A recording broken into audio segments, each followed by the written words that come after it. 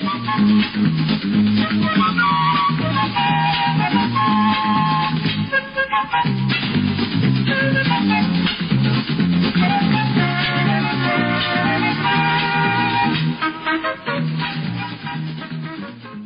iMedia, I'm Bob Garfield. Hey, you know where you are? You're in the lounge. You're in the lounge. Yeah, with me and Curt Viebrenz, who is the CEO of AdSumos, which means to the heights? To the heights. Yeah, my Latin is so fantastic. To the heights. Yeah, so look, I'm going to do a horrible thing to you. We could talk all about your business and your scope, your expertise, your insights. I want to talk to you about AOL, where you worked for a while as the heading up Platform A, and a kind of you were the beneficiary and the victim of the Dakota acquisition. And AOL just so fascinates me. I just want you to dish, if you would. I just want you to be as indiscreet as you possibly can. This is a company that still gets the vast majority of its revenue from dial-up subscribers. It has taken all of its dial-up chips and stacked them on content monetized through SEO. And is there any reason to think, based on your understanding of the history of this company, that they could possibly, under Tim Armstrong, succeed? Well, first of all, I think you have to gauge what does success mean. Because I mean, you actually go back to, I was at Time Inc. I was at HBO Time Inc. I was the first head of new media in 1994, and as we tried to innovate in digital, it became quite difficult. And Jerry Levin was probably right when he said, hey, look, I don't think we have the DNA inside here to sort of move this company to the digital future. He was right about that. Yes, right. His problem was on the execution, was on effectively, giving up the company. But one considers that Google made their investment in AOL, taking 5% at a $20 billion market cap in 2002 or 2003. Do I think they'll ever get back to that level? No. I mean, they got a market cap now of probably $1.5 billion or somewhere in there. So I think that the first thing you got to do is sort of gauge what's success on for AOL. Number one. Number two is, can a mere mortal do it? Because we sold the company to Code at AOL in 2007. I was sort of tapped a week later to become the head of this thing called Platform A, which was, I'll argue, hastily conceived and poorly executed. But I used to have this piece of paper on my desk that when I came in the morning to the 75 Rock, and it said, it's a Mary Meeker report, Morgan Stanley, which said, we know no company that has enjoyed the sort of position AOL did, or in the high technology space, that lost ground and ever recovered to a position of promise. So I think first of all that within the company people are rooting for Tim to succeed. I'm certain the agency community they're rooting for Tim to succeed because they basically need to have him there as a foil for Google and Yahoo and maybe not so much MSN. And I think he's done a really good job of sort of focusing a strategy around a certain segments where a lot of the ad dollars are flowing. But I think it's a tough slog, is the answer to the question. I think. For example, in the most AOL-ish of ways, right. Tim just paid $315 million, $300 million of it in cash for a $1 million business. Right. That's a pretty big multiple. When you heard about the deal, what were your thoughts? I felt better than when Randy and Ron bought Bebo.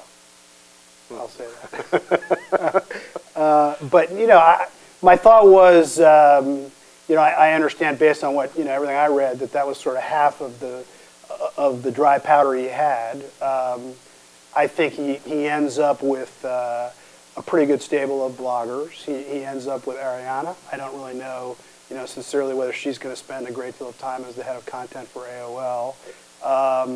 And I think, there are a lot of noise early on about sort of the leftward-leaning bent that, this might, result in, and whether advertisers would flee would stop advertising. But, on the other hand, I don't think he wildly overpaid for that. And I think that the Huffington Post guys, from what I hear, many of the sort of the rank and file and the senior exec didn't want to sell at that moment because they thought they had a lot of runway in front of them. But I think the integrating it is going to be difficult. They're still hemorrhaging editorial talent at AOL. I think this thing about sort of shut down about half of their they operation. their finance site they shut down, and again 3 years ago when I was there, they were touting the fact that they were #2 to Yahoo in the finance vertical. But I also think that he's got to make some moves, and I don't think it's that. I didn't look at it and go, man, why the heck did he do this? I think the bigger issue he's got is this one where, the AOL way, where he says, okay, we're going to try to move to some form of a demand generation editorial where basically we'll write articles that people will read, and sort of moving away then from sort of, is it strong editorial, or is it, somehow automated pandering? Right, exactly. Is it just, sort of fodder? So. Yeah. So, and what do you think about that? I mean, I know this is not necessarily your niche, but what do you think about the idea of search engine optimization, intensive editorial creation, making content to suit some trending topic on Google or Twitter? Putting aside whether that constitutes good journalism, can ever constitute any kind of journalism, do you think there's a business there over time? I think that he could be more successful with that. Yes, I'd say there's a business there. Obviously Google changes the algorithms, things change, but a lot of that content that they're generating is their own sort of O&O content, and so they've got good traffic to the Huffington Post blogs.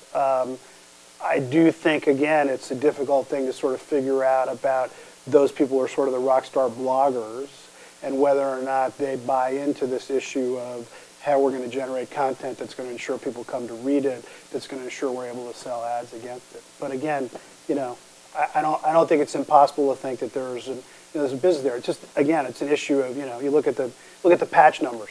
Can he really ever get that thing to such a scale that he's going to drive a significant amount of revenue there? And then the related question, and certainly you have a lot of content in your background. Yeah.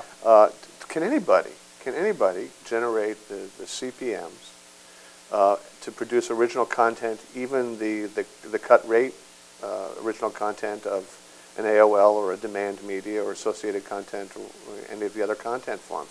Is there any way to produce content profitably in 2011? Well, I sort of look at, I look at the isolated instances of the Journal having sort of developed their paywall, what's it been now, 6-7 years, and the Times about what they're trying to do. I think there are limited instances where you can get people to pay for content. We launched Pathfinder back in 1994. The Time Inc. brands are terrific brands, but the content is effectively sort of a mile wide and a 1/4 inch deep, in which case trying to get people to pay for that stuff in a premium setting is not likely. So you got to you got to depend on advertising and advertising alone to be able to drive revenue to pay for it. I think it's a very tough slog. I really do. Well, listen, I want to apologize because I have you here and there's so much I could tap your brain for, but I just really basically wanted to hear you dish the dirt. So thank you for accommodating me. I appreciate it, Curt. All right. I didn't, I'm happy to do it. Thanks. Thanks. Curt Viebrenz is CEO of AdSumos, and he was nice enough to join me here in the lounge. For iMedia Connection, I'm Bob Garfield.